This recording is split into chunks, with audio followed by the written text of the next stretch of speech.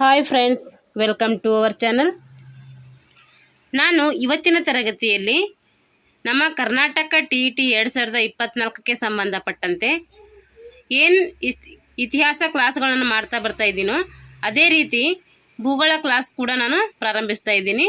Daily ನಾನು ಭೂಗೋಳ ಒಂದು, ಇತಿಹಾಸ ಒಂದು 2 ಕ್ಲಾಸ್ ಮಾಡ್ತಾ ಹೋಗ್ತೀನಿ. ಏಕೆಂದರೆ ವಿಷಯ ಲೆಂದಿ ಇದ್ದ ಕಾರಣ ಡೈಲಿ 2 ಕ್ಲಾಸ್ ಮಾಡಿದರೆ ನಾವು ಅಲ್ಲಿ ಗಂಟ ಅಂದರೆ ಜೂನ್ 30 ಗಂಟ ಸಿಲೆಬಸ್ ಕವರ್ ಮಾಡ್ಬೋದು. ಅದಕ್ಕೋಸ್ಕರ ಏನು ಮಾಡ್ತಾ ಇದ್ದೀನಿ ಅಂದರೆ ಇವತ್ತಿನಿಂದ ಭೂಗೋಳ ತರಗತಿಗಳನ್ನು ಕೂಡ ನಾನು ಪ್ರಾರಂಭಿಸ್ತಾ ಇದ್ದೀನಿ.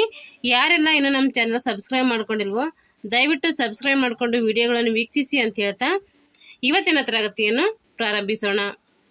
ಮೊದಲನೇ ಅಧ್ಯಾಯ ಯಾವುದಂದರೆ ಗ್ಲೋಬ್ ಮತ್ತು ನಕಾಶೆಗಳು. ಇದು ನಮ್ಮ 6ನೇ ತರಗತಿಯಲ್ಲಿರುವಂತಹ ಒಂದು ವಿಷಯವಾಗಿದೆ. ನಮ್ದು ಏನು 6th 8th ಸಮಾಜ ವಿಜ್ಞಾನ ಬುಕ್ಸ್ ಬರುತ್ತೋ ಅದರಲ್ಲಿಂದ ಎಲ್ಲ ಸಿಲೆಬಸ್ ಅದರಲ್ಲಿಂದ ಇದೆ. ಅದಕ್ಕೋಸ್ಕರ ನಾನು ಏನು ಮಾಡ್ತಾ ಇದ್ದೀನಿ, ಅದಕ್ಕೆ ಅನುಗುಣವಾಗಿ ವಿಡಿಯೋಗಳನ್ನು ಮಾಡ್ತಾ ಹೋಗ್ತಾ ಇದ್ದೀನಿ. ಇವತ್ತು ನಾನು ಗ್ಲೋಬ್ ಮತ್ತು ನಕಾಶೆಗಳನ್ನು ಕುರಿತು ಇವತ್ತಿನ ತರಗತಿಯಲ್ಲಿ ತಿಳಿದುಕೊಳ್ಳೋಣ. ಭೂಗೋಳ ವಿಜ್ಞಾನವನ್ನು ಸರಿಯಾಗಿ ಅರಿತುಕೊಳ್ಳಬೇಕಾದರೆ ನಮಗೆ ಏನು ಬೇಕಂದರೆ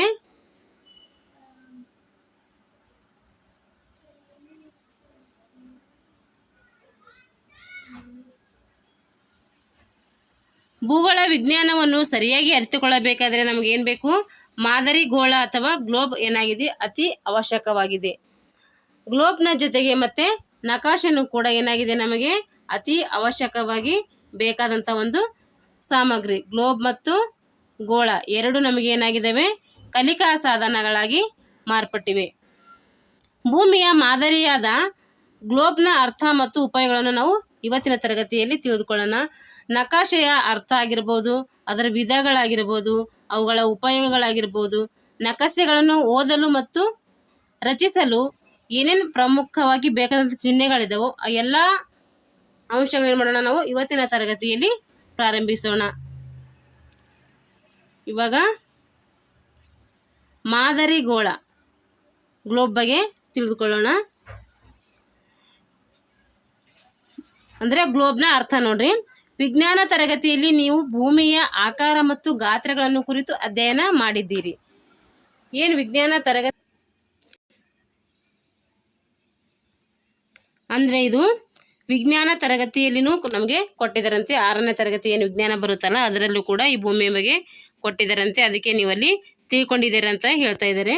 ಭೂಮಿಯು ಜಿಯಾ ಅಥವಾ ಜಿಯಾಡ್ ಆಕಾರದಲ್ಲಿದ್ದು ಅದನ್ನು ಮಾದರಿ ಗೋಳ ಎಂದು ನಿರೂಪಿಸಬಹುದು. ಭೂಮಿಯ ಆಕಾರ ಯಾವುದರಲ್ಲಿದೆ ಅಂತೇಳಿ ಕೇಳ್ತಾರೆ. ಅವಾಗ ನಾವೇನು ನೋಡಬೇಕು, ಜಿಯಾ ಅಥವಾ ಜಿಯಾಡ್ ಆಕಾರ ಅಂತ ಹೇಳ್ಬೇಕು.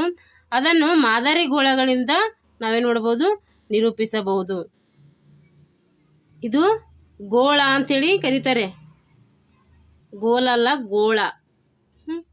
ಇದು ಗೋಳ ಆಪ್ಷನಲ್ಲಿ ಇದೆಲ್ಲ TETಗಿಂದ ಕ್ವಶನ್ ಆಗಿದೆ. ಇದು ಗೋಳ ಅಥವಾ ಗೋಲನ್ ಅಂತೇಳಿ, ಅಂದರೆ ಗೋಲಾಕಾರವಾಗಿದೆ, ಗೋಳಾಕಾರವಾಗಿದೆ ಅಂತೇಳಿ ಕೇಳ್ತಾರೆ.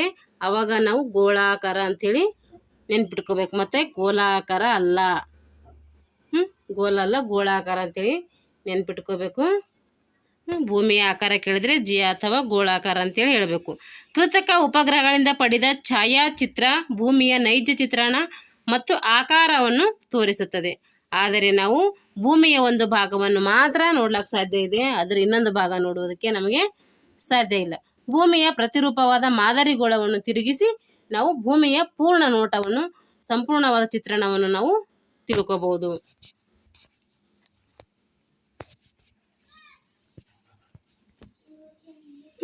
ಮಾದರಿ ಗೋಳದ ಲಕ್ಷಣಗಳು. ಒಂದು ಗೋಳ ಇದೆ ಅಂದರೆ ಅದು ಯಾವ ರೀತಿಯಲ್ಲಿ ಇರುತ್ತೆ ಅಂತೇಳಿ. ಗ್ಲೋಬ್ ಇದು ಭೂಮಿಯ ಒಂದು ಚಿಕ್ಕ ಮಾದರಿಯಾಗಿದೆ. ಇದು ಏನಾಗಿದೆ, ಭೂಮಿಯ ಒಂದು ಚಿಕ್ಕ ಮಾದರಿಯಂತೆ ಕಂಡು ಬರ್ತೈತೆ. ಭೂಮಿಯ ನೈಜ ಗೋಳಾಕಾರವನ್ನು ತೋರಿಸುತ್ತದೆ. ಭೂಮಿ ಹೆಂಗಿದೆನೋ ಅದೇ ಆಕಾರವನ್ನು ನಮಗೆ ಇದು ತೋರಿಸುತ್ತದೆ.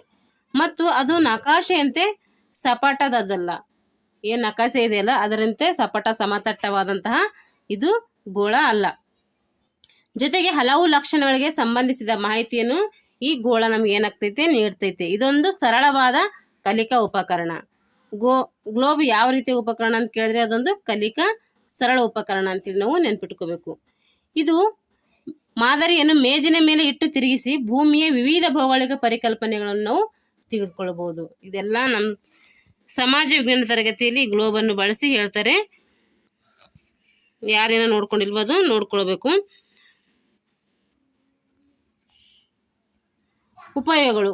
ಗ್ಲೋಬ್ನ ಉಪಯೋಗ ಏನಂತೇಳಿ, ಗ್ಲೋಬ್ ಎದಕ್ಕೆ ಬೇಕು ನಮಗೆ, ಇದರ ಅವಶ್ಯಕತೆ ಏನಿದೆ ನಮಗೆ ಅಂತೇಳಿ. ಗ್ಲೋಬ್ ಭೂಮಿಯ ಆಕಾರವನ್ನು ತಿಳಿಯಲು ಸಹಾಯಕವಾಗ್ತೈತಿ. ಭೂಮಿ ಹೆಂಗಿದೆ ಅಂತೇಳಿ ನಮಗೆ ಕಲ್ಪನೆ ಮಾಡ್ಕೊಳ್ಳೋಕೆ ಸಾಧ್ಯ ಇಲ್ಲ. ಅದಕ್ಕೋಸ್ಕರ ಭೂಮಿಯ ಆಕಾರದ ಹೆಂಗದ ಅಂತೇಳಿ ತಿಳ್ಕೊಬೇಕಾದ್ರೆ ನಮ್ಗೆ ಏನಾಗಬೇಕು, ಗ್ಲೋಬ್ ಅವಶ್ಯಕವಾಗಿ ಬೇಕು. ಇದರಿಂದ ನಾವು ಭೂಮಿಯ ನೈಜ ಆಕಾರವನ್ನು, ನೈಜ ಚಿತ್ರಣವನ್ನು ನಾವು ತಿಳ್ಕೊಬಹುದು. ಮತ್ತೆ ಭೂಮಿಯ ಮೇಲಿನ ಖಂಡ ಆಗಿರ್ಬೋದು, ಸಮುದ್ರ ಆಗಿರ್ಬೋದು, ಸಾಗರ, ಸನ್ನಿವೇಶ, ಗಾತ್ರ, ಆಕಾರ ಮುಂತಾದವುಗಳನ್ನು ತಿಳ್ಕೊಳ್ಳೋಕೆ ನಮ್ಗೆ ಏನಾಗ್ತೈತಿ, ಈ ಗ್ಲೋಬ್ ಸಹಾಯಕ ಆಗ್ತೈತಿ. ಇದು ಅಕ್ಷಾಂಶ ರೇಖಾಂಶಗಳಿಂದ ಏನ್ ಮಾಡ್ತಾ ಇದೆ, ನಿಖಾರ ಸನ್ನಿವೇಶ ಮತ್ತು ರಾಜಕೀಯ ಗಡಿಗಳನ್ನು ಕೂಡ ತಿಳಿದುಕೊಳ್ಳಲು ಸಹ ನಮ್ಗೆ ಏನಾಗ್ತೈತೆ, ಈ ಗ್ಲೋಬ್ ಅವಶ್ಯಕವಾಗ್ತೈತೆ. ಮಾದರಿ ಗೋಳವು ಭೂ ಅಕ್ಷದ ವಾಲುವಿಕೆ, ಭೂಮಿಯ ಚಲನೆಗಳು, ದೈನಂದಿನ ಮತ್ತು ವಾರ್ಷಿಕ ಚಲನೆ, ಅವುಗಳ ಪರಿಣಾಮ, ಅವುಗಳಿಂದ ಏನು ಅನುಕೂಲವಾಗ್ತೈತೆ, ಇವೆಲ್ಲದರ ಬಗ್ಗೆ ಏನಾಗ್ತೈತೆ, ಈ ಗ್ಲೋಬ್ ನಮಗೆ ತಿಳಿಸಿಕೊಡುತ್ತದೆ. ಉದಾಹರಣೆಗೆ ಎದ್ರ ಬಗ್ಗೆ ಅಂದರೆ ಹಗಲು ರಾತ್ರಿ ಆಗಿರ್ಬೋದು, ಋತುಗಳಾಗಿರ್ಬೋದು. ಋತುಗಳಂದರೆ ಬೇಸಿಗೆ ಕಾಲ, ಮಳೆಗಾಲ, ಚಳಿಗಾಲ, ಇವುಗಳೆಲ್ಲದರ ಬಗ್ಗೆ ನಮ್ಗೆ ಏನಾಗ್ತೈತೆ, ಈ ಗ್ಲೋಬ್ ತಿಳಿಸ್ಕೊಡ್ತೈತೆ. ಗ್ಲೋಬ್ನಿಂದ ಭೂಮಿಯ ಮೇಲಿನ ವಿವಿಧ ಭೌಗೋಳಿಕ ಸಾಮಾನ್ಯ ಮಾಹಿತಿಗಳನ್ನು ತಿಳಿಯಬಹುದು. ಗ್ಲೋಬ್ನಿಂದ ನಾವೇನು ಮಾಡ್ಬೋದು, ಭೂಮಿಯ ಮೇಲಿರುವ ವಿವಿಧ ಭೌಗೋಳಿಕ ಮತ್ತು ಸಾಮಾನ್ಯ ಮಾಹಿತಿಗಳನ್ನು ಕೂಡ ನಾವು ತಿಳಿದುಕೊಳ್ಳಬಹುದು. ಅವು ಯಾವೆಂದರೆ, ಯಾವ ಮಾಹಿತಿ ತಿಳ್ಕೊಬೇಕಂದ್ರೆ ನಾವು ಪರ್ವತ ಆಗಿರ್ಬೋದು, ಪ್ರಸ್ಥಭೂಮಿ ಆಗಿರ್ಬೋದು, ಮೈದಾನ ಆಗಿರ್ಬೋದು, ಮರುಭೂಮಿ ಆಗಿರ್ಬೋದು, ದ್ವೀಪಗಳು, ನದಿ, ಹುಲ್ಲುಗಾವಲು, ಅರಣ್ಯಗಳು ಇತ್ಯಾದಿಗಳ ಏನು ಮಾಡ್ಬೋದು, ಭೌಗೋಳಿಕ ಮಾಹಿತಿಯನ್ನು ಈ ಗ್ಲೋಬ್ ಮೂಲಕ ತಿಳ್ಕೊಳ್ಳೋಕೆ ಏನಾಗ್ತೈತೆ, ನಮಗೆ ಸಹಾಯಕವಾಗುತ್ತದೆ. ಇವಾಗ ಇಲ್ಲಿ ತನಕ ಗ್ಲೋಬ್ ಆಯಿತು. ಇವಾಗ ನಕ್ಷೆಗಳು ಅಥವಾ ನಕಾಶೆಗಳು ಅಂತ ಕರಿತೀವಿ. ಗ್ಲೋಬ್ಗಳು ನಮಗೆ ಭೂಮಿಯ ಕುರಿತಾದ ಸಾಮಾನ್ಯ ಮಾಹಿತಿಯನ್ನು ಮಾತ್ರ ನೀಡ್ತವೆ.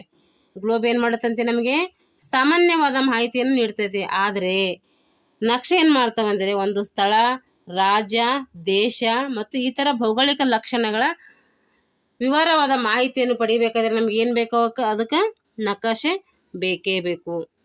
ಭೂಮಿಯ ಪೂರ್ಣ ಅಥವಾ ಭಾಗಶಃ ಭಾಗವನ್ನು ಸಮತಲದ ಮೇಲೆ ಮಾನಕಕ್ಕೆ ಅನುಗುಣವಾಗಿ ರೂಪಿಸುವ ಆಕೃತಿಗೆ ಏನಂತ ಕರಿತೀವಿ ನಾವು, ನಕಾಶೆ ಅಂತೇಳಿ ಕರಿತೀವಿ. ಇದು ಕ್ವಶನ್ ಆಗ್ಬೋದು, ನಕಾಶೆ ಅಂದ್ರೆ ಏನಂತೇಳಿ. ಭೂಮಿಯ ಪೂರ್ಣ ಅಥವಾ ಭಾಗಶಃ ಭಾಗವನ್ನು ಸಮತಲದ ಮೇಲೆ ಅನುಗುಣವಾಗಿ ರೂಪಿಸುವ ಒಂದು ಆಕೃತಿಗೆ ಏನಂತ ಕರಿತೀವಿ ಅಂತ ನಾವು ನಕ್ಷೆ ಅಂತೇಳಿ ಕರಿತೀವಿ. ಭೂಮಿಯ ಪೂರ್ಣ ಅಥವಾ ಭಾಗಶಃ ಅಂದ್ರೆ ಪೂರ್ಣ ಭಾಗ ಆಗಿರ್ಬೋದು ಅಥವಾ ಅದರ ಅರ್ಧ ಭಾಗ ಆಗಿರ್ಬೋದು, ಸಮತಲದ ಮೇಲೆ ಮಾನಕ್ಕೆ ಅನುಗುಣವಾಗಿ ಅಂದರೆ ಸ್ಕೇಲ್ಗೆ ಅನುಗುಣವಾಗಿ, ಮೆಜರ್ಮೆಂಟ್ಗೆ ಅನುಗುಣವಾಗಿ ಏನೊಂದು ರೂಪಿಸ್ತಾರೋ ಆಕೃತಿಗೆ, ಅದಕ್ಕೆ ನಾವೇನು ಕರಿತೀವಿ, ನಕ್ಷೆ ಅಂತೇಳಿ ಕರಿತೀವಿ. ನಕ್ಷೆ ತಯಾರಿಸುವ ಒಂದು ಕಲೆಗೆ ಏನಂತ ಕರಿತೀವಿ, ನಕ್ಷಾಶಾಸ್ತ್ರ ಅಂತೇಳಿ ಕರಿತೀವಿ. ನಕ್ಷಾಶಾಸ್ತ್ರ ಅಂತ ಅಂದ್ರೆ ಏನಂತನೂ ಕ್ವಶನ್ ಆಗ್ಬೋದು. ಅವಾಗ ನಕ್ಷೆಯನ್ನು ನಾವು ತಯಾರಿಸ್ತೀವಲ್ಲ, ಆ ತಯಾರಿಸುವಂಥ ಒಂದು ಕಲೆಗೆ ಅಥವಾ ಒಂದು ವಿಜ್ಞಾನಕ್ಕೆ ನಕ್ಷಾಶಾಸ್ತ್ರ ಅಂತೇಳಿ ಕರೀತಾರೆ.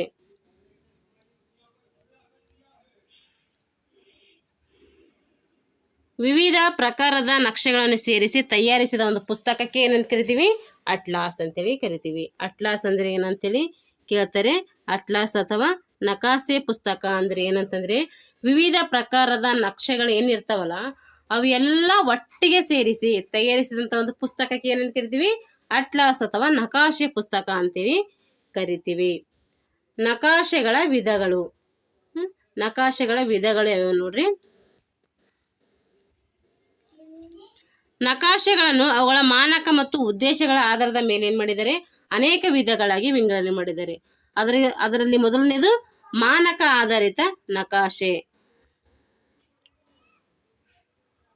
ಮಾನಕ ಆಧಾರದ ನಕಾಶೆ ಮೇಲೆ ಮತ್ತೆ 2 ಭಾಗಗಳಾಗಿ ವಿಂಗಡಿಸಲಾಗಿದೆ. ಒಂದು ದೊಡ್ಡ ಪ್ರಮಾಣದ ನಕಾಶೆಗಳು, ಇನ್ನೊಂದು ಚಿಕ್ಕ ಪ್ರಮಾಣದ ನಕಾಶೆಗಳು ಅಂತೇಳಿ ಬರ್ತವೆ. ದೊಡ್ಡ ಪ್ರಮಾಣದ ನಕಾಶೆಗಳು ಏನು ಮಾಡ್ತವೆ, ಇವು ಚಿಕ್ಕ ಪ್ರದೇಶವನ್ನು ಸೂಚಿಸುತ್ತವೆ. ದೊಡ್ಡ ಪ್ರಮಾಣದ ನಕಾಶೆ ಇದ್ರೆ ಅದು ಚಿಕ್ಕ ಪ್ರದೇಶ, ಚಿಕ್ಕ ಪ್ರಮಾಣದ ನಕ್ಷೆ ಇದ್ರೆ ಅದು ದೊಡ್ಡ ಪ್ರದೇಶ ಸೂಚಿಸ್ತದೆ ಅಂತೇಳಿ ನೆನ್ಪಿಟ್ಕೊಳ್ಬೇಕು. ಇವುಗಳನ್ನು ಕಂದಾಯ ನಕ್ಷೆಗಳು, ಸ್ಥಳ ಸ್ವರೂಪ ನಕ್ಷೆಗಳೆಂದು ವಿಂಗಡಿಸಲಾಗಿದೆ. ದೊಡ್ಡ ನಕ್ಷೆ ಪ್ರಮಾಣದಲ್ಲಿ ಮತ್ತೆರಡು ಭಾಗಗಳು ಬರ್ತವೆ. ಒಂದು ಕಂದಾಯ ನಕಾಶೆ, ಇನ್ನೊಂದು ಸ್ಥಳ ಸ್ವರೂಪ ನಕಾಶೆ ಅಂತೇಳಿ. ಕಂದಾಯ ನಕ್ಷೆಗಳು ಏನಾಗಿದ್ದಾವೆ, ವೈಯಕ್ತಿಕ ಆಸ್ತಿ ಬಗ್ಗೆ ಮಾಹಿತಿ ನೀಡಿದರೆ, ಭೂಸ್ವರೂಪ ನಕ್ಷೆಗಳು ಒಂದು ಸ್ಥಳ ಮತ್ತು ಪ್ರದೇಶದ ಹೆಚ್ಚಳದ ಮಾಹಿತಿಯನ್ನು ತಿಳಿಸುತ್ತವೆ.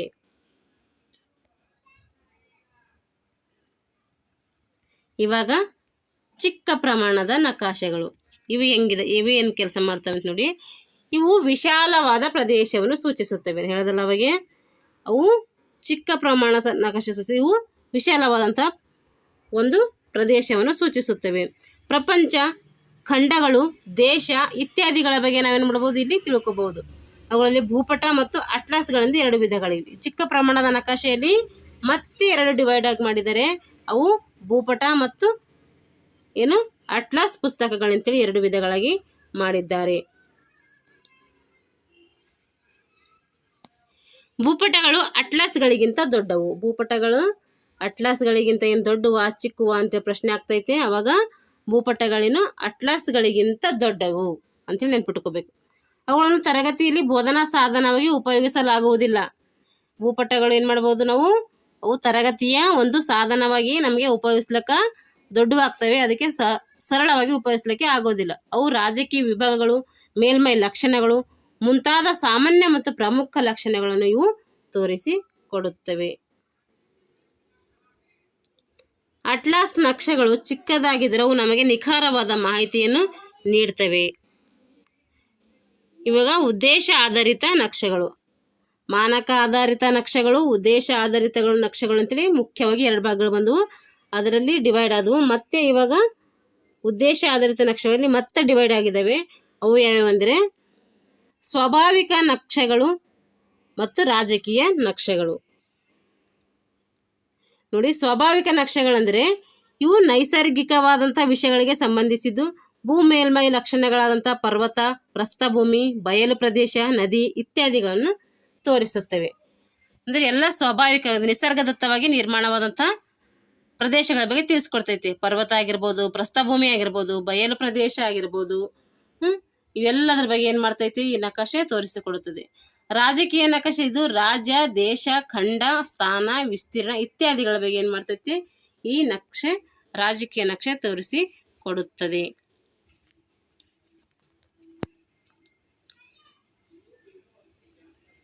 ಮತ್ತೆ ಹಂಚಿಕೆ ನಕ್ಷೆಗಳು, ಸ್ವಾಭಾವಿಕ ನಕ್ಷೆಗಳು, ರಾಜಕೀಯ ನಕ್ಷೆಗಳು, ಹಂಚಿಕೆ ನಕ್ಷೆಗಳು ಅಂತೇಳಿ ಮೂರು ಭಾಗಗಳು ಮಾಡಿದ್ದಾರೆ. ಅದರಲ್ಲಿ ಎರಡಲ್ಲ ಮೂರು ಭಾಗಗಳಿದ್ದಾವೆ.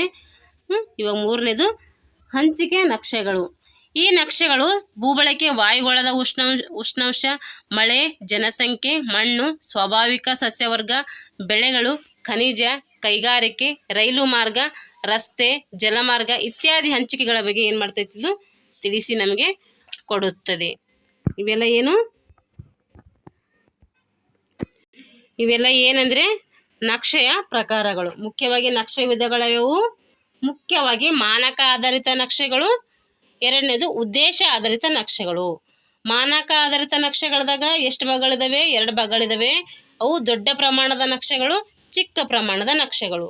ದೊಡ್ಡ ಪ್ರಮಾಣದ ನಕ್ಷೆಗಳದಾಗ ಮತ್ತೆ ಎರಡು ಭಾಗಗಳು ಬರ್ತವೆ, ಒಂದು ಕಂದಾಯ ನಕ್ಷೆಗಳು, ಇನ್ನೊಂದು ವೈಯಕ್ತಿಕ ನಕ್ಷೆಗಳು. ಕಂದಾಯ ನಕ್ಷೆಗಳು ಮತ್ತು ಭೂಸ್ವರೂಪ ಆಧಾರಿತ ನಕ್ಷೆಗಳು ಅಂತೇಳಿ ಬರ್ತವೆ.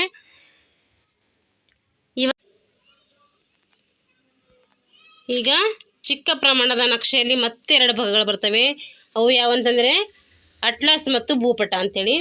ಹಾಗೆ ಉದ್ದೇಶ ಆಧಾರಿತ ನಕ್ಷೆಗಳಲ್ಲಿ ಮೂರು ಪ್ರಕಾರ, ಒಂದು ಸ್ವಾಭಾವಿಕ ನಕ್ಷೆಗಳು, ಇನ್ನೊಂದು ರಾಜಕೀಯ ನಕ್ಷೆಗಳು, ಹಂಚಿಕೆ ನಕ್ಷೆಗಳು. ಇವೆಲ್ಲ ನಕ್ಷೆಯ ಪ್ರಕಾರಗಳು. ಹಾಗಾದರೆ ನಕ್ಷೆಯ ಮೂಲ ಅಂಶಗಳು ಅಂದರೆ ನಕ್ಷೆಯನ್ನು ನಾವು ಗುರುತಿಸಬೇಕಾದ್ರೆ ಏನೇನು ನಮಗೆ ಮಾಹಿತಿ ಇರಬೇಕು ಅಂಥೇಳಿ. ಸಿದ್ಧವಾದ ಉತ್ತಮ ನಕ್ಷೆಯ ಸೂಕ್ತವಾದ ಶೀರ್ಷಿಕೆ, ಮಾನಕ, ಅಕ್ಷಾಂಶ ಮತ್ತು ರೇಖಾಂಶಗಳು, ದಿಕ್ಕು ಮತ್ತು ಸೂಚಿ ಮುಂತಾದ ಅಗತ್ಯವಾದ ಮಾಹಿತಿಯನ್ನು ಹೊಂದಿರಬೇಕು. ಒಂದು ನಕ್ಷೆ ಅಂತ ನಾವು ಗುರುತಿಸಬೇಕು ಅಥವಾ ತಿಳ್ಕೋಬೇಕು ಅಂದರೆ ಅಲ್ಲಿ ನಮಗೇನಿರಬೇಕು, ಒಂದು ಸೂಕ್ತವಾದಂಥ ಶೀರ್ಷಿಕೆ ಇರಬೇಕು, ಒಂದು ಮಾನಕ ಇರಬೇಕು, ಅಕ್ಷಾಂಶ ಇರಬೇಕು, ರೇಖಾಂಶ ಇರಬೇಕು, ದಿಕ್ಕು, ಸೂಚಿ ಮುಂತಾದ ಎಲ್ಲ ಅಗತ್ಯವುಳ್ಳಂಥ ಮಾಹಿತಿಗಳನ್ನಿದ್ದರೆ ಅದಕ್ಕೇನಂತೀವಿ ಒಂದು ನಕ್ಷೆ ಅಂತೇಳಿ ಕರಿತೀವಿ. ಹಾಗಾದರೆ ಶೀರ್ಷಿಕೆ ಹೆಂಗಿರಬೇಕು, ಒಂದು ನಕ್ಷೆ ಇದೆ ಅಂದರೆ ಅದಕ್ಕೆ ಶೀರ್ಷಿಕೆ ಯಾವ ರೀತಿ ಇರಬೇಕು. ಶೀರ್ಷಿಕೆ ಅಂದ್ರೇನು, ತಲೆ ಬರಹ ಅಥವಾ ಹೆಡ್ಡಿಂಗ್ ಅಂತ ಕರಿತೀವಲ್ಲ, ಅದಕ್ಕೆ ಶೀರ್ಷಿಕೆ ಅಂತ ಕರಿತೀವಿ. ಅದು ಹೆಂಗಿರ್ಬೇಕಂದ್ರೆ ಪ್ರತಿಯೊಂದು ನಕ್ಷೆಯು ಅವಶ್ಯಕವಾದ ಶೀರ್ಷಿಕೆಯನ್ನು ಹೊಂದಿರಬೇಕು. ಎಷ್ಟು ಅವಶ್ಯಕತೆನೋ ಅಷ್ಟೇ ಶೀರ್ಷಿಕೆಯನ್ನು ಹೊಂದಿರಬೇಕು. ಅದು ನಮಗೆ ಬೇಕಾದ ಒಳ ವಿಷಯವನ್ನು ಕೂಡ ತಿಳಿಸುವಂತಿರಬೇಕು. ಉದಾಹರಣೆಗೆ ಭಾರತದ ಭೌಗೋಳಿಕ ಲಕ್ಷಣಗಳಾಗಿರ್ಬೋದು, ರಾಜಕೀಯ ವಿಷಯಗಳಾಗಿರ್ಬೋದು, ಇವುಗಳ ಬಗ್ಗೆ ಏನಿರಬೇಕು, ಒಂದು ಶೀರ್ಷಿಕೆಯನ್ನು ಹೊಂದಿರಬೇಕು. ಎರಡನೇದು ಮಾನಕ. ಮಾನಕ ಅಂದ್ರೇನು? ಬಹಳಷ್ಟು ಜನಕ್ಕೆ ಮಾನಕ ಅಂದ್ರೆ ಗೊತ್ತಿರಲ್ಲ. ಇಲ್ಲಿ ನೋಡಿ, ಮಾನಕವು ಭೂಮಿಯ ಮೇಲಿನ 2 ಸ್ಥಳಗಳ ಅಂತರವನ್ನು ತಿಳಿಸುತ್ತದೆ. ಮಾನಕ ಏನು ಮಾಡ್ತದೆ? 2 ಸ್ಥಳಗಳ ಅಂತರವನ್ನು ನಮಗೆ ತಿಳಿಸ್ತೈತಿ. ಭೂಮಿಯ ಮೇಲಿನ ವಾಸ್ತವ ದೂರಕ್ಕೂ ಮತ್ತೆ ನಕಾಶೆಯ ಮೇಲಿನ ದೂರಕ್ಕೂ ಇರೋ ಒಂದು ಪರಿಮಾಣಕ್ಕೆ ಏನಂತ ಕರಿತೀವಿ? ಮಾನಕ ಅಂತೇಳಿ ಕರಿತೀವಿ. ಭೂಮಿಯ ಮೇಲಿನ ವಾಸ್ತವ ದೂರಕ್ಕೂ ಮತ್ತು ನಕಾಶೆಯ ಮೇಲಿನ ದೂರಕ್ಕೂ ಇರುವ ಒಂದು ಪರಿಮಾಣವೇ ಮಾನಕ. ನಕಾಶೆಯ ಮೇಲಿನ 2 ಸ್ಥಳಗಳು ತುಂಬ ಹತ್ತಿರದಲ್ಲಿವೆ ಎಂದು ಎನಿಸಿದರೂ ಅವು ವಾಸ್ತವಿಕವಾಗಿ ನೋಡಿದರೆ ಏನಿರ್ತವೆ? ನಮಗೆ ತುಂಬ ದೂರದಲ್ಲಿರ್ತವೆ. ಆದರೆ ನಕ್ಷೆ ಮೇಲೆ ನೋಡಿದಾಗ ಅವು ತುಂಬ ಹತ್ತಿರವಿದಾವೇನೋ ಅಂತೇಳಿ ಭಾಸವಾಗ್ತೈತಿ. ಮೂರನೇದೇ ಏನು ಮೂಲಾಂಶ ಅದಂದರೆ ಅಕ್ಷಾಂಶ ಮತ್ತು ರೇಖಾಂಶಗಳು. ಇವು ಕಾಲ್ಪನಿಕ ರೇಖೆಗಳಾಗಿವೆ. ಅಕ್ಷಾಂಶಗಳು ಏನಾಗ್ತವೆ? ಪಶ್ಚಿಮದಿಂದ ಪೂರ್ವಕ್ಕೆ ಎಳಿತಾರೆ. ರೇಖಾಂಶಗಳು ಉತ್ತರದಿಂದ ದಕ್ಷಿಣಕ್ಕೆ ಎಳೆದಿರ್ತಾರೆ. ಇವು ನಮಗೆ ನೆನ್ಪಿಟ್ಕೋಬೇಕು. ಇವುಗಳು ಸ್ಥಳವೊಂದರ ಸ್ಥಾನ, ದೂರ, ದಿಕ್ಕುಗಳನ್ನು ಗುರುತಿಸೋದಕ್ಕೆ ಏನಾಗ್ತವೆ? ಈ ನಕ್ಷೆಗಳು, ಅಕ್ಷಾಂಶಗಳು ಮತ್ತು ರೇಖಾಂಶಗಳು ನಮಗೆ ಯೂಸ್ ಆಗ್ತವೆ. ದಿಕ್ಕು. ನಕ್ಷೆಯಲ್ಲಿ ಉತ್ತರ ಏನು ಮಾಡ್ತದೆ? ಉತ್ತರ ದಿಕ್ಕು ಯಾವುದು ಬಾಣದ ಗುರುತು ಚಿಹ್ನೆ ತೋರಿಸ್ತದೋ ಅದು ಉತ್ತರ ದಿಕ್ಕನ್ನು ಸೂಚಿಸುತ್ತದೆ. ಬಾಣದ ತುದಿಗೆ ಉತ್ತರ ದಿಕ್ಕು ನಿರ್ದೇಶಕವಾಗಿರ್ತದೆ. ಇದರ ಸಹಾಯದಿಂದ ಏನು ಮಾಡ್ಬೋದು? ನಾವು ಇನ್ನಿತರ ಉಳಿದ ದಿಕ್ಕುಗಳನ್ನು ಸರಳವಾಗಿ ತಿಳ್ಕೊಳ್ಳೋಕ್ಕೆ ಸಹಾಯಕ ಆಗ್ತೈತಿ. ಸೂಚಿ ಅಂದ್ರೆ ಏನಂದರೆ, ನಕ್ಷೆಯಲ್ಲಿ ಸೂಚಿಸಲು ಗುರುತಿಸೋದಕ್ಕಾಗಿ ನಾವು ಏನು ಬಳಕೆ ಮಾಡ್ತೀವೋ ಅದಕ್ಕೆ ಏನಂತ ಕರಿತೀವಿ? ನಕ್ಷಾ ಸೂಚಿ ಅಂತೇಳಿ ಕರಿತೀವಿ. ಇದು ನಕಾಶದ ಮೂಲ ಸ್ವರೂಪವಾಗಿದ್ದು ನಕಾಶೆಯಲ್ಲಿ ತೋರಿಸಿದ ಎಲ್ಲ ಲಕ್ಷಣಗಳನ್ನು ಇದು ಹೊಂದಿರುತ್ತದೆ. ಸೂಚಿಯಲ್ಲಿ ವಿವಿಧ ಬಣ್ಣಗಳು ಮತ್ತು ಭೌಗೋಳಿಕ ಚಿಹ್ನೆಗಳನ್ನು ಬಳಸಲಾಗಿರ್ತದೆ. ನೀಲಿ ಬಣ್ಣ ಏನು ಸೂಚಿಸ್ತದೆ ಅಂದರೆ, ನೀಲಿ ಬಣ್ಣ ಜಲರಾಶಿಗಳನ್ನು ಸೂಚಿಸಿದರೆ ಹಸಿರು ಬಣ್ಣ ಮೈದಾನವನ್ನು ಸೂಚಿಸುತ್ತದೆ.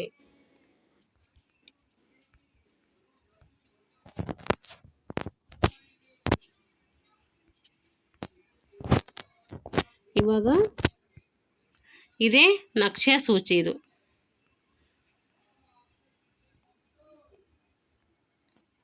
ಇವೆಲ್ಲ ಈ ಥರ ಕೊಟ್ಟು ನಮ್ಗೆ ಏನು ಮಾಡ್ಬಿಡ್ತಾರೆ? ಈ ಥರ ಕೊಟ್ಟು ಇದು ಏನು ಸೂಚಿಸ್ತದೆ ಅಂತ ಕೇಳ್ತಾರೆ. ಅಥವಾ ಈ ಥರ ಕೊಟ್ಟು ಇದು ಏನು ಸೂಚಿಸ್ತದೆ, ಅಥವಾ ತಾಲೂಕು ಗಡಿ ರೇಖೆ ಹೆಂಗಿರ್ತದೆ ಅಂತೇಳಿ ತಿಳಿಸ್ರಿ ಅಂತೇಳಿ ಹೇಳ್ತಾರೆ. ಇವೆಲ್ಲಕ್ಕೂ ನಾವೇನಿರಬೇಕು? ಚಿತ್ರಗಳನ್ನು ನೆನ್ಪಿಟ್ಕೊಳ್ಬೇಕು. ಅಂತಾರಾಷ್ಟ್ರೀಯ ಗಡಿ ರೇಖೆ ಇದ್ರೆ ಏನಿರ್ತೈತೆ? ಈ ರೀತಿ ದೊಡ್ಡ ದೊಡ್ಡದಾಗಿ ಡಾರ್ಕ್ನೆಸ್ ಅಂದರೆ ರೇಖೆಗಳಿದ್ದು ಮಧ್ಯದಲ್ಲಿ ಒಂದು 2 ಚುಕ್ಕಿ ಇದ್ರೆ ಅದು ಅಂತಾರಾಷ್ಟ್ರೀಯ ಗಡಿ ರೇಖೆ. ರಾಜ್ಯ ಗಡಿ ರೇಖೆ ಹೆಂಗಿರ್ತೈತೆ? ಈ ರೀತಿ ಚಿತ್ರ ನೋಡಿ ನೆನ್ಪಿಟ್ಕೊಳ್ಳಿ. ಇದು ರಾಜ್ಯ ಗಡಿ ರೇಖೆ. ಜಿಲ್ಲೆ ಗಡಿ ರೇಖೆ ಈ ಥರ ಡಾಟ್ ಡಾಟ್ ಡಾಟ್ ಅಂದರೆ ಈ ಥರ ಇರ್ತೈತೆ. ಇದೇನು ಮಾಡ್ಬೇಕು? ನೀವು ನೆನ್ಪಿಟ್ಕೊಳ್ಬೇಕು ಇವೆಲ್ಲ ಚಿತ್ರಗಳು. ತಾಲೂಕು ಗಡಿ ರೇಖೆ ಈ ರೀತಿ ಇರ್ತೈತೆ ಡಾಟ್ ಡಾಟ್ ಹಾಕಿ. ನದಿ ಗಡಿ ರೇಖೆ ಈ ರೀತಿ ನದಿ ಹರಿಯುವ ಥರ ನದಿ ಥರ ಚಿತ್ರಣ ಕೊಟ್ಟಿರ್ತಾರೆ. ಇದು ಏನು ಸೂಚಿಸ್ತದೆ ಅಂತೇಳಿ ಆಪ್ಷನ್ ಕೊಟ್ಟು ಕೇಳ್ತಾರೆ. ಆವಾಗ ನಾವು ಯಾವುದೇ ದಿನ ಸೂಚಿತ ನೆನ್ಪಿಟ್ಕೊಳ್ಬೇಕು. ರಾಷ್ಟ್ರೀಯ ರಾಜಧಾನಿ ಇದ್ದರೆ ಅದು ಈ ರೀತಿ ಸರ್ಕಲಲ್ಲಿ ಏನಿರ್ತದೆ? ಸರ್ಕಲ್ 2 ಸರ್ಕಲ್ ಇರ್ತವೆ. ಒಳಗಡೆ ರೆಡ್ ಕಲರ್ ಇರ್ತೈತೆ. ಇದು ನೆನ್ಪಿಟ್ಕೊಳ್ಳಿ. ಹಾಗೆ ರಾಜ್ಯದ ರಾಜಧಾನಿ ಇದ್ದರೆ ಚೌಕ. ರಾಜ್ಯದ ರಾಜಧಾನಿ ಇದ್ದರೆ ಏನಿರ್ತದೆ? ಅದು ಚೌಕ ಇರ್ತೈತೆ. ಮಧ್ಯದಲ್ಲೂ ಕೂಡ ಚೌಕನೇ. ಇನ್ನು ನೆನ್ಪಿಟ್ಕೋಬೇಕು 2. ಹಾಗೆ ದೊಡ್ಡ ನಗರ ಇತ್ತು ಅಂದರೆ ಹಿಂಗೆ ಬೆಂಗಳೂರು, ಮುಂಬೈ ಈ ಥರ ದೊಡ್ಡ ದೊಡ್ಡ ನಗರಗಳಿದ್ರೆ ಅದೇನಿರ್ತೈತೆ? ಒಂದು ಸರ್ಕಲ್ಲು ಡಾರ್ಕ್ನೆಸ್ ಆಗಿ ಇರ್ತೈತೆ. ಸಣ್ಣ ಪಟ್ಟಣ ಅಥವಾ ಸಣ್ಣ ನಗರ ಇತ್ತಂದರೆ ಅದು ಏನಿರ್ತೈತೆ? ಒಂದು ಏನಿರ್ತೈತೆ? ಒಂದು ಸರ್ಕಲ್ ಇರ್ತೈತೆ ಅಷ್ಟೇ. ಈ ಚಿತ್ರಗಳು ನೀವು ಬುಕ್ಸ್ ನೋಡಿ ನೆನ್ಪಿಟ್ಕೊಳ್ಬೇಕು. ಇದ್ರ ಮೇಲೆಲ್ಲ ಕ್ವಶನ್ ಆಗ್ತವೆ. ಇವಾಗ ಮುಂದೆ ನೋಡಿ, ನಕ್ಷೆಗಳ ಉಪಯೋಗಗಳು. ನಕ್ಷೆಗಳಿಂದ ನಮಗೆ ಏನು ಉಪಯೋಗ ಇದೆ ಅಂಥೇಳಿ ಅವಾಗೇನು ತಿಳ್ಕೊಂಡೆ ನಾವು?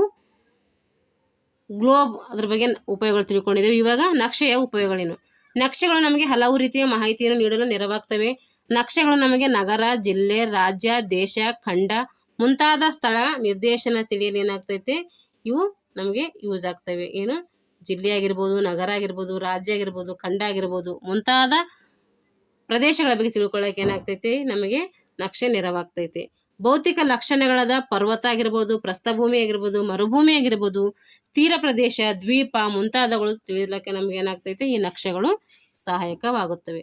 ಪ್ರದೇಶಗಳ ಸಾರಿಗೆ ಸಂಪರ್ಕಗಳನ್ನು ಅರಿಯಲು ಕೂಡ ನಮ್ಗೆ ಏನಾಗ್ತೈತೆ ನಕಾಶೆಗಳು ಬೇಕು. ಬೆಳೆಗಳು, ಖನಿಜಗಳು, ಕೈಗಾರಿಕೆಗಳು ಇತ್ಯಾದಿಗಳು ತಿಳ್ಕೊಬೇಕಾದ್ರೂ ನಮಗೆ ನಕಾಶೆ ಬೇಕು.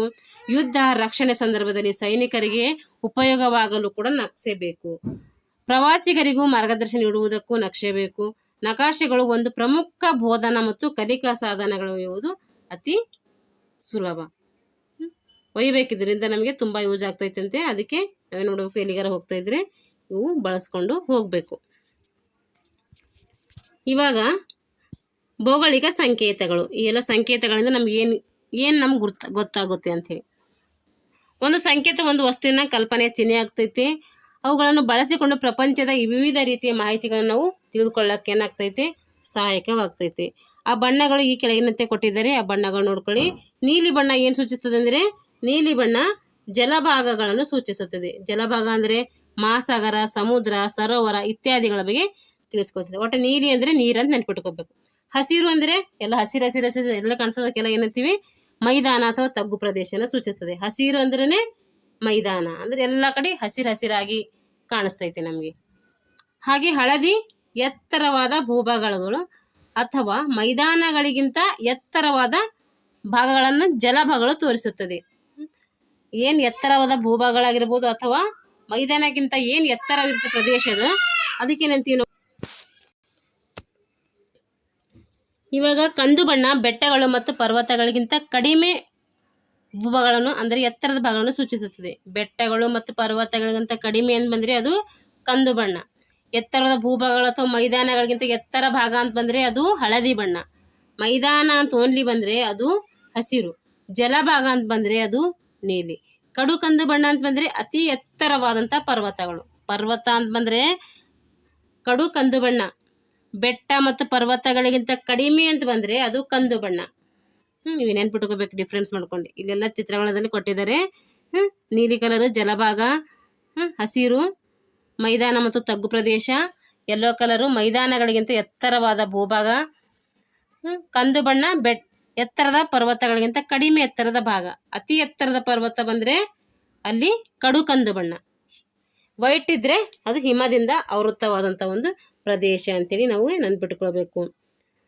ಅಲ್ಲದೆ ರಾಜಕೀಯ ನಕ್ಷೆಗಳು ಜಿಲ್ಲೆ ಅಥವಾ ರಾಜ್ಯದಲ್ಲಿ ಕೂಡಲೇ ಗುರುತಿಸೋದಕ್ಕೆ ವಿವಿಧ ಬಣ್ಣಗಳಿಂದ ಸೂಚಿಸುತ್ತಾರೆ. ಆ ಬಣ್ಣಗಳು ಇಲ್ಲಿ ಇದ್ದಾವೆ. ಈ ಥರ ಚರ್ಚ್ ಅದ ಅಂತ ಸೂಚನೆ ಮಾಡಬೇಕಾದ್ರೆ ಏನು ಮಾಡ್ತಾರೆ, ಅಲ್ಲಿ ಈ ರೀತಿ ಚಿತ್ರವನ್ನು ಹಾಕಿರ್ತಾರೆ. ದೇವಾಲಯ ಇದ್ದರೆ ಈ ಚಿತ್ರ ಇರ್ತೈತೆ. ಈದ್ಗಾ ಇದ್ದರೆ ಈ ಥರ ಇರ್ತೈತೆ. ಮಸೀದಿ ಇದ್ದರೂ ಮಸೀದಿ ಥರ ಚಿತ್ರ ಇರ್ತೈತೆ. ಇದು ಗೋರಿ ಚಿತ್ರ. ಈ ರೀತಿ ಗೋರಿ ಇರ್ತೈತೆ. ಅಲ್ಲಿ ಗೋರಿಯಿಂದ ಬರ್ದಿರಲ್ಲ, ಆದರೆ ಚಿತ್ರ ನೋಡಿದ್ರೆ ನಮಗೆ ಅದು ಗೋರಿ ಅಂತೇಳಿ ಗುರ್ತಿರ್ಬೇಕು. ಈ ಥರ ಚಿತ್ರ ಹಾಕಿದರೆ ಇದು ರುದ್ರಭೂಮಿ ಅಂತೇಳಿ ನಮಗೆ ಗೊತ್ತಾಗಬೇಕು. ಅಂದರೆ ರುದ್ರಭೂಮಿ ಅಂತೇಳಿ ಚಿತ್ರ ಹಾಕಿ ರುದ್ರಭೂಮಿ ಅಂತ ಬರ್ದಿರಲ್ಲ, ಒನ ಚಿತ್ರ ಬರೀತಾರೆ. ಆ ಚಿತ್ರದ ಮೇಲೆ ನಮಗೆ ಇದು ಯಾವ ಪ್ಲೇಸ್ ಅಂತೇಳಿ ಗುರುತಿಸ್ಬೇಕು. ಈ ಥರ ಚಿತ್ರ ಬಿಡಿಸಿದರೆ ಅದು ಶುಚಿಪರ್ಣ. ಇದು ತೆಂಗಿನ ಮರದ ಥರ ಅಂದರೆ ಖರ್ಜೂರ ಮರದ ಥರ ಬರೆದ್ರೆ ಅದು ಖರ್ಜೂರ ಅಂತೇಳಿ ನೆನ್ಪಿಟ್ಕೋಬೇಕು. ಇದು ಹುಲ್ಲು ಪ್ರದೇಶ. ಈ ರೀತಿ ಚಿತ್ರ ಬರೆದ್ರೆ ಹುಲ್ಲು ಪ್ರದೇಶ. ಇದು ಕಳ್ಳಿ ಗಿಡ. ಇದು ಬಿದಿರು ಈ ಥರ ಸೂಚಿಸ್ತಾರೆ. ಇದು ಬಾಳೆ ಗಿಡ ಚಿತ್ರ.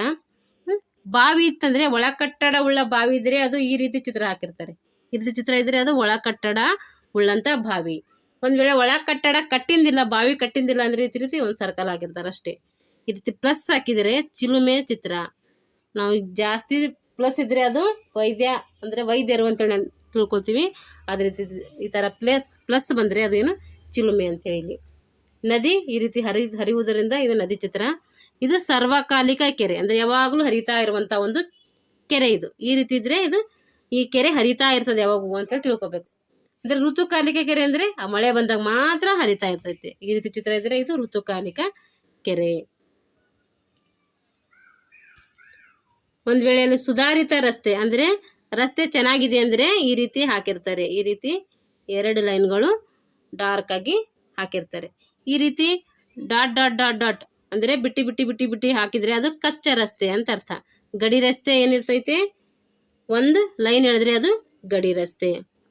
ಬ್ರಾಡ್ ಗೇಜ್ ರೈಲು ಮಾರ್ಗ, ಇದು ನಮ್ಗೆ ಗೊತ್ತಾಗ್ತೈತೆ. ರೈಲಲ್ಲಿ ಓಡಾಡ್ತಿದ್ರೆ ಇದು ಸುಲಭವಾಗಿ ನಾವು ಗುರುತಿಸ್ಬೋದು. ಇದು ಬ್ರಾಡ್ ಗೇಜ್. ಇತರೆ ರೈಲು ಮಾರ್ಗಗಳು ಅಂದರೆ ಸಾಮಾನ್ಯವಾದಂಥ ರೈಲು ಮಾರ್ಗಗಳು ಏನಿರ್ತವೆ ಈ ರೀತಿ ಇರ್ತವೆ. ಈ ರೀತಿ ಅಂದರೆ ಚಾಕುವಿನ ಅಥವಾ ಕತ್ತಿ ಚಿತ್ರ ಕೊಟ್ಟಿದ್ರೆ ಅದು ಯುದ್ಧ ಭೂಮಿ ಅಂತ ಅರ್ಥ. ಈ ರೀತಿ ಕೋಟೆ ಥರ ಕೊಟ್ಟಿದ್ರೆ ಇದು ಕೋಟೆ ಚಿತ್ರ. ಈ ರೀತಿ ಚಿಹ್ನೆಗಳು ನೆನ್ಪಿಟ್ಕೋಬೇಕು. ಚಿಹ್ನೆಗಳು ಕೊಟ್ಟು ನಮಗೆ ಕ್ವಶನ್ ಮಾಡ್ಬೋದು. ಈ ರೀತಿ ಭೌಗೋಳಿಕ ಸಂಕೇತಗಳು ನೋಡಬೇಕು, ನಾವು ನೆನ್ಪಿಟ್ಕೊಳ್ಬೇಕು. ಇವಾಗ ಸ್ಥಳ ಗುರುತಿಸುವಿಕೆ. ನಾವು ಸ್ಥಳ ಹೆಂಗೆ ಗುರುತಿಸ್ತೀವಿ ಅಂಥೇಳಿ, ಮೇಲಿನ ಸ್ಥಳವನ್ನು ತಿಳಿಯಲು ನಾವು ಅಕ್ಷಾಂಶ ಮತ್ತು ರೇಖಾಂಶಗಳು ಗುರುತಿಸಬೇಕು. ದಿಕ್ಕು ಗುರುತಿಸುವಾಗ ಕೂಡ ನಕಾಶೆ ಮತ್ತು ಸ್ಥಳದ ದಿಕ್ಕನ್ನು ತಿಳಿಯಲು ಉತ್ತರದ ದಿಕ್ಕಿಗೆ ನಾವು ಏನು ಮಾಡಬೇಕು, ಮುಖ ಮಾಡಿ ಬಾಣದ ಚಿಹ್ನೆಯನ್ನು ತಿಳಿದರೆ ಉಳಿದ ದಿಕ್ಕುಗಳನ್ನು ನಾವು ಸರಳವಾಗಿ ಗುರುತಿಸ್ಕೋಬೋದು. ಸ್ಥಳಗಳ ನಡುವಿನ ಅಂತರ ಗುರುತಿಸಲು ನಮಗೇನಾಗ್ತವೆ, ಈ ನಕಾಶೆಗಳು ಉಪಯೋಗವಾಗುತ್ತವೆ. ಇವೆಲ್ಲ ಹೊಸ ಪದಗಳು ತಿಳ್ಕೋಬೇಕು. ನಿಮಗಿದು ತಿಳಿದಿರಲಿ. ಅತ್ಯಂತ ಪುರಾತನವಾದ ನಕಾಶೆ ಎಲ್ಲಿ ಸಿಕ್ಕಿದೆ ಅಂದರೆ ಬ್ಯಾಬಿಲೋನಿಯಾದಲ್ಲಿ ಸಿಕ್ಕಿದೆ. ಎಷ್ಟರಲ್ಲಿ? ಸಾಮಾನ್ಯ ಶಕ ಪೂರ್ವ 2300ರಲ್ಲಿ ಸಿಕ್ಕಿದೆ. ಇದು ಗ್ರೀಕ್ನ ಭೂಗೋಳ ತಜ್ಞನಾದ ಕ್ಲಾಡಿಯಸ್ ಟ್ಯಾಲೆಮಿ ಅವರು ಏನು ಮಾಡಿದ್ದಾರೆ, ಇದನ್ನು ಪ್ರಥಮವಾಗಿ ತಿಳಿಸ್ಕೊಟ್ಟಿದ್ದಾರೆ. ಪ್ರಥಮವಾದಂಥ ಅಟ್ಲಾಸ್ ಆಗಿದೆ. ಒಂದು ಪ್ರಥಮವಾದ ಅಟ್ಲಾಸ್ ಯಾವುದಾಗಿದೆ ಅಂದರೆ ಅದು ಕ್ಲಾಡಿಯಸ್ ಟ್ಯಾಲೆಮಿಯವರ ಒಂದು ಅಟ್ಲಾಸ್. ಇವು ವೆರಿ ಇಂಪಾರ್ಟೆಂಟ್, ನಿಮಗೆ ತಿಳಿದಿರಲಿ ಅಂತ ನೀವು ಇವೆಲ್ಲ ಬಾಕ್ಸಲ್ಲಿ ಕೊಟ್ಟಿರೋವೆಲ್ಲ ಇವು ನೆನ್ಪಿಟ್ಕೊಳ್ಬೇಕು. ನಾವು ವಿಶಾಲ ಪ್ರದೇಶಗಳನ್ನು ತೋರಿಸುವ ನಕ್ಷೆಗಳಿಗೆ ಏನಂತೀವಿ, ನಾವು ಚಿಕ್ಕ ನಕ್ಷೆಗಳಂತ ಕರಿತೀವಿ. ಚಿಕ್ಕ ಪ್ರದೇಶ ತೋರಿಸುವ ನಕ್ಷೆಗಳಿಗೆ ದೊಡ್ಡ ನಕ್ಷೆಗಳಂತೇಳಿ ಕರಿತೀವಿ. ಭೂಗೋಳಶಾಸ್ತ್ರ ಅಧ್ಯಯನವನ್ನು ನಾವು ನಕಾಶೆಗಳ ಮೂಲಕ ತಿಳ್ಕೊಬಹುದು. ಭೂಮಿಯ ಮೇಲೆ ನಿಖರವಾದ ಅಂತರ ತಿಳಿಯಲು ಮಾನಕಗಳು ನಮ್ಗೆ ಏನಾಗ್ತವೆ, ಸಹಾಯಕವಾಗುತ್ತವೆ. ದಿಕ್ಸೂಚಿಯಲ್ಲಿರುವ ಮುಳ್ಳು ಯಾವಾಗಲೂ ಏನು ಮಾಡ್ತೈತೆ, ಉತ್ತರ ದಿಕ್ಕನ್ನೇ ಅದು ಸೂಚಿಸುತ್ತದೆ. ಇವಾಗ ಈ ಪಾಠದಲ್ಲಿ ಬರುವಂಥ ಪ್ರಶ್ನೋತ್ತರಗಳು. ಮಾದರಿ ಗೋಳ ಅಥವಾ ಗ್ಲೋಬ್ ಅಂದ್ರೇನು ಅಂತೇಳಿ. ಗ್ಲೋಬ್ ಅಂದ್ರೇನು? ಭೂಮಿಯ ನೈಜ ಚಿತ್ರವನ್ನು ಯಾವ ತೋರಿಸ್ತದೋ ಆ ಸಾಧನಕ್ಕೆ ನಾವೇನು ಕರಿತೀವಿ, ಗ್ಲೋಬ್ ಅಂತೇಳಿ ಕರಿತೀವಿ. ಗ್ಲೋಬ್ನ 2 ಉಪಯೋಗಗಳು ಏನು, ಯಾವ ಉಪಯೋಗಗಳು ಏನು ಮಾಡಿದ್ದೀವಿ, ಜಾಸ್ತಿ ಉಪಯೋಗಗಳು ಕಂಡು ಬರ್ತವೆ. ನಾವು ನೋಡಿದ್ದೀವಲ್ಲ, ಅವಾಗೆಲ್ಲ ಏನು ಮಾಡ್ಬೋದು, ನಾವು ಭೂಮಿಯ ಖಂಡ, ಸಮುದ್ರ, ಸಾಗರಗಳ ಬಗ್ಗೆ ತಿಳಿಸ್ಕೊಳ್ತೈತೆ ಮತ್ತು ಹಗಲು ರಾತ್ರಿಗಳ ಬಗ್ಗೆ ತಿಳಿಸ್ಕೊಡ್ತೈತೆ. ಭೌಗೋಳಿಕ ಸಾಮಾನ್ಯ ಮಾಹಿತಿಗಳನ್ನು ತಿಳಿಸ್ಕೊಡ್ತೈತೆ. ಇವೆಲ್ಲ ನಾವೇನು ಮಾಡಿದ್ದೀವಿ, ಅದರ ಉಪಯೋಗದಲ್ಲಿ ನೋಡಿದ್ದೀವಿ. ಹಾಗಾದರೆ ನಕಾಶೆ ಅಂದ್ರೇನು? ನಕಾಶೆ ಅಂದ್ರೆ ಏನಂತ ತಿಳ್ಕೊಂಡಿದ್ದೀವಿ. ಒಂದು ಸ್ಥಳ, ರಾಜ್ಯ, ದೇಶ, ಭೌಗೋಳಿಕ ವಿವಿಧ ಮಾಹಿತಿಯನ್ನು ನಾವು ಇದ್ರ ಮೂಲಕ ತಿಳ್ಕೊತೀವಿ, ಅದಕ್ಕೆ ನಕ್ಷೆ ಅಂತ ಕರಿತೀವಿ. ಹಾಗೆ ಭೂಮಿಯ ಪೂರ್ಣ ಅಥವಾ ಭಾಗಶಃ ಭಾಗದ ಮೇಲೆ ಏನು ಮಾಡ್ತೀವಿ, ನಾವು ಅದ್ರ ಬಗ್ಗೆ ಏನು ಮೆಜರ್ಮೆಂಟ್ ಮಾಡ್ತೀವೋ ಅದಕ್ಕೆ ಏನಂತ ಕರಿತೀವಿ, ನಾವು ನಕಾಶೆ ಅಂತೇಳಿ ಕರಿತೀವಿ. ಅದ್ರಾಗ ನಕ್ಷಶಾಸ್ತ್ರ ಏನು, ಅಟ್ಲಾಸು ಇವೆಲ್ಲ ನೋಡಿದ್ದೀವಲ್ಲ, ಅವೆಲ್ಲ ಏನು ಮಾಡ್ಬೋದು, ಇಲ್ಲಿ ನಾವು ತಿಳ್ಕೊಬೋದು. ಹಾಗಾದರೆ ನಕಾಶೆ ವಿವಿಧ ಪ್ರಕಾರಗಳು ಯಾವ್ಯಾವು? ನಕಾಶೆ ವಿವಿಧ ಪ್ರಕಾರಗಳು 2 ಸರಿ ರಿಪೀಟ್ ಮಾಡಿದ್ದೀನಿ. ಇದು ಪ್ರಕಾರಗಳು ಯಾವ್ಯಾವು? ಇದು ದೊಡ್ಡ ಪ್ರಮಾಣದ ಅಂದರೆ ಫಸ್ಟ್ ಮಾನಕ ಆಧಾರಿತ ನಕ್ಷೆಗಳು, ಮತ್ತು ಎರಡನೇದು ಉದ್ದೇಶ ಆಧಾರಿತ ನಕ್ಷೆಗಳು. ಮಾನಕ ಆಧಾರಿತ ನಕ್ಷೆಗಳಲ್ಲಿ ಮತ್ತೆ 2 ಭಾಗಗಳು ಬರ್ತವೆ, ದೊಡ್ಡ ಮತ್ತು ಸಣ್ಣ. ಹಾಗೆ ಉದ್ದೇಶ ಆಧಾರಿತ ನಕ್ಷೆಗಳಲ್ಲಿ ಸ್ವಾಭಾವಿಕ, ರಾಜಕೀಯ ಇವೆಲ್ಲ ಬರ್ತವೆ. ಮತ್ತು ಇನ್ನೊಂದು ಹಂಚಿಕೆ ಅಂತೇಳಿ ಬರ್ತೈತೆ. ಇವು ನಾವು ಗುರುತಿಸಬೇಕು. ಹಾಗೆ ನಕಾಶೆ 2 ಉಪಯೋಗಗಳು. ಅವಾಗ ಏನು ಮಾಡಿದ್ದೀವಿ, ಅವಾಗೇ ನಾವು ಗೋಳದ ಉಪಯೋಗಗಳು ತಿಳ್ಕೊಂಡಿದ್ದೀವಿ. ಇವಾಗ ನಕಾಶೆಯ ಉಪಯೋಗಗಳು. ನಕಾಶೆಗಳು ನಮಗೆ ಯಾಕೆ ಬೇಕು? ದೂರದ ಸಾರಿಗೆ ಸಂಪರ್ಕಗಳನ್ನು ಅರಿಯಲು ಬೇಕು. ಬೆಳೆಗಳು, ಖನಿಜಗಳು, ಕೈಗಾರಿಕೆಗಳು ಮುಂತಾದವುಗಳ ಬಗ್ಗೆ ತಿಳ್ಕೊಳ್ಳೋಕ್ಕೆ ನೆರವಾಗಿರಬೇಕು. ಪ್ರವಾಸಿಗರಿಗೆ ಮಾರ್ಗದರ್ಶನ ನೀಡ್ಲಿಕ್ಕೆ ಸಹಾಯಕ ಆಗ್ತೈತೆ. ಮತ್ತು ಸೈನಿಕರಿಗೆ ಏನಾಗ್ತೈತೆ, ಸೈನಿಕರಿಗೆ ರಕ್ಷಣೆ ನೀಡಲು ಮತ್ತು ಅವರಿಗೆ ಉಪಯೋಗ ಮಾಡ್ಕೊಳ್ಳೋಕೆ ಇದು ಉಪಯೋಗವಾಗ್ತೈತೆ. ಹಾಗಾದರೆ ಅಟ್ಲಾಸ್ ಅಥವಾ ನಕಾಶೆ ಪುಸ್ತಕ ಅಂದ್ರೇನು? ಅಟ್ಲಾಸ್ ಅಂದ್ರೇನು ಅಂತೇಳಿ ಅವಾಗೆ ನಕಾಶೆ ಅಂದ್ರೇನು ಅಂತ ಕೇಳಿದೀವಲ್ಲ ಅವಾಗೆ. ಹಾಗೆ ಈಗ ಅಟ್ಲಾಸ್ ಅಥವಾ ನಕಾಶೆ ಪುಸ್ತಕ ಅಂದ್ರೇನು? ವಿವಿಧ ಪ್ರಕಾರದ ನಕ್ಷೆಗಳನ್ನು ಒಟ್ಟಿಗೆ ಸೇರಿಸಿ ಏನಂತೀವಿ ನಾವು, ಏನೊಂದು ಪುಸ್ತಕ ತಯಾರಿಸ್ತೀವಲ್ಲ ಅದಕ್ಕೆ ನಕಾಶೆ ಅಂತ ಅಥವಾ ನಕಾಶೆ ಪುಸ್ತಕ ಅಥವಾ ಅಟ್ಲಾಸ್ ಅಂತೇಳಿ ಕರಿತೀವಿ. ಹಾಗಾದರೆ ಮಾನಕ ಅಂದ್ರೇನು ಅಂತೇಳಿ ನೋಡಿ. ಮಾನಕ ಅಂದರೆ ಭೂಮಿಯ ಮೇಲಿನ ವಾಸ್ತವ ದೂರಕ್ಕೂ ಮತ್ತು ನಕಾಶೆಯ ಮೇಲಿನ ವಾಸ್ತವ ದೂರಕ್ಕೂ ಇರುವಂಥ ಒಂದು ಮೆಜರ್ಮೆಂಟ್ಗೆ ಅಥವಾ ಒಂದು ಪರಿಮಾಣಕ್ಕೆ ಅಥವಾ ಒಂದು ಸಾಧನಕ್ಕೆ ಏನಂತ ಕರಿತೀವಿ, ನಾವು ಮಾನಕ ಅಂತೇಳಿ ಕರಿತೀವಿ. ಹಾಗಾದರೆ ಭೌಗೋಳಿಕ ಸಂಕೇತಗಳು ಅಂದ್ರೇನು? ಭೌಗೋಳಿಕ ಸಂಕೇತಗಳು ನೋಡಿದೇವಲ್ಲ ನಾವು, ಹಾಗಂದರೆ ಏನು ಅಂತೇಳಿ. ಒಂದು ಸಂಕೇತ ಏನು ಮಾಡ್ತೈತೆ, ಇದು ಭೂಮಿಯ ಮೇಲಿನ ಅಥವಾ ಪ್ರಪಂಚದ ವಿವಿಧ ರೀತಿ ವೈವಿಧ್ಯಗಳನ್ನು ತಿಳಿದುಕೊಳ್ಳೋಕೆ ನಮ್ಗೆ ಏನಾಗ್ತೈತೆ, ಸಹಾಯಕವಾಗ್ತೈತೆ. ಅದಕ್ಕೋಸ್ಕರ ನಾವೇನು ಮಾಡ್ತೀವಿ, ನಕಾಶೆಗಳು ಅಥವಾ ಭೌಗೋಳಿಕ ಸಂಕೇತಗಳನ್ನು ಬಳಸ್ತೀವಿ. ಅಂದರೆ ಒಂದು ಪ್ರದೇಶದ ಸಂಕೇತವು ಅಥವಾ ವಸ್ತುವಿನ ಕಲ್ಪನೆಯನ್ನು ತಿಳಿಸುವಂಥ ಒಂದು ಚಿಹ್ನೆಗೆ ಏನಂತ ಕರಿತೀವಿ ನಾವು ಸಂಕೇತಗಳು ಅಂತೇಳಿ ಕರಿತೀವಿ. ಈ ಸಂಕೇತಗಳ ಮೂಲಕ ನಾವೇನು ಮಾಡ್ಬೋದು, ವಿವಿಧ ಪ್ರಕಾರದ ಮಾಹಿತಿಗಳನ್ನು ತಿಳ್ಕೊಳ್ಬೋದು. ನಕಾಶೆಯ ಮೂಲಾಂಶಗಳು ಯಾವ್ಯಾವು? ಮೂಲಾಂಶಗಳ ಬಗ್ಗೆನೂ ಕೂಡ ಹೇಳಿದ್ದೀನಿ. ಅವು ಯಾವ್ಯಾವು ಅಂದರೆ, ಒಂದು ಶೀರ್ಷಿಕೆ ಆಗಿರ್ಬೋದು, ಮಾನಕ, ಅಕ್ಷಾಂಶ, ರೇಖಾಂಶ, ಸೂಚಿ, ದಿಕ್ಕು, ಇವೆಲ್ಲ ಏನು ನಕ್ಷೆಯ ಮೂಲಾಂಶಗಳು. ಹಾಗಾದರೆ ನಕ್ಷೆಯನ್ನು ಜಲರಾಶಿಗಳನ್ನು ತೋರಿಸಲು ಯಾವ ಬಣ್ಣ ಉಪಯೋಗಿಸ್ತಾರೆ ಅಂದರೆ ಅದು ನೀಲಿ ಬಣ್ಣ ಉಪಯೋಗಿಸುತ್ತಾರೆ. ಹೀಗೆ ಏನಾಯಿತು, ಇಲ್ಲಿಗೆ ಈ ಗ್ಲೋಬ್ ಮತ್ತು ನಕಾಶೆಗಳು ಎಂಬ ಪಾಠ ಏನಾಯಿತು ಇಲ್ಲಿಗೆ ಮುಕ್ತಾಯವಾಯಿತು. ಎಲ್ಲರೂ ಏನು ಮಾಡಬೇಕಂದ್ರೆ ಈ ಎಲ್ಲ ವಿಡಿಯೋನು ವೀಕ್ಷಿಸಿ ಪ್ರತಿಯೊಂದು ಪಾಯಿಂಟ್ಸನ್ನು ನೋಟ್ಸ್ ಮಾಡ್ಕೊಳ್ಬೇಕಿದು. ಭೂಗೋಳಶಾಸ್ತ್ರ ಸ್ವಲ್ಪ ಟಫ್ ಇರುತ್ತೆ. ಹಿಸ್ಟ್ರಿಗೆ ಹೋಲಿಸಿದರೆ, ಪೊಲಿಟಿಕಲ್ ಇವೆಲ್ಲ ಹೋಲಿಸಿದರೆ ಏನಾಗುತ್ತೆ, ಇದು ಸ್ವಲ್ಪ ನಮಗೆ ಟಫೆಸ್ಟ್ ಸಬ್ಜೆಕ್ಟ್ ಅನಿಸುತ್ತೆ. ಅದಕ್ಕೋಸ್ಕರ ಏನು ಮಾಡಬೇಕಂದ್ರೆ ನಾವು ಚೆನ್ನಾಗಿ ಓದ್ಕೊಂಡು ನೋಟ್ಸ್ ಮಾಡಿಕೊಂಡ್ರೆ ನಮ್ಗೆ ಏನಾಗುತ್ತೆ, ಇದು ಈಸಿ ಆಗುತ್ತೆ. ನಾನು ಏನು ಮಾಡ್ತೀನಿ ಅಂದರೆ ಇನ್ಮೇಲೆ ಡೈಲಿ ಒಂದೊಂದು ಭೂಗೋಳಶಾಸ್ತ್ರಕ್ಕೆ ಸಂಬಂಧಪಟ್ಟಂತಹ ತರಗತಿಗಳನ್ನು ನಮ್ಮ ಚಾನಲಲ್ಲಿ ಮಾಡ್ತಾ ಹೋಗ್ತೀನಿ. ಅದ್ರ ಜೊತೆಗೆ ಹಿಸ್ಟ್ರಿ ಕೂಡ ಮಾಡ್ತೀನಿ. ಡೈಲಿ 2 ಕ್ಲಾಸ್ ಮಾಡ್ತಾ ಹೋಗ್ತೀನಿ. ಅದು ಮುಗಿದ ಮೇಲೆ ಆಮೇಲೆ ಅರ್ಥಶಾಸ್ತ್ರ, ವ್ಯವಹಾರ ಅಧ್ಯಯನ, ಸಮಾಜಶಾಸ್ತ್ರ, ರಾಜಕೀಯ ಶಾಸ್ತ್ರ ಅಂದರೆ ಇವೆಲ್ಲದ್ರ ಬಗ್ಗೆ ನಾವೇನು ಮಾಡೋಣ, ತಿಳಿದುಕೊಳ್ಳೋಣ. ಹಾಗಾಗಿ ಏನು ಮಾಡೋಣ ಅಂದರೆ ಇಲ್ಲಿಗೆ ಈ ವಿಡಿಯೋನ ಮುಗಿಸ್ತೀನಿ. ಎಲ್ಲರೂ ಏನು ಮಾಡಿರಿ ಅಂತಂದರೆ ಈ ತರಗತಿಗಳನ್ನು ವೀಕ್ಷಣೆ ಮಾಡಿ ಅಂತ ಹೇಳ್ತಾ, ಥ್ಯಾಂಕ್ಸ್ ಫಾರ್ ವಾಚಿಂಗ್ ಆಲ್.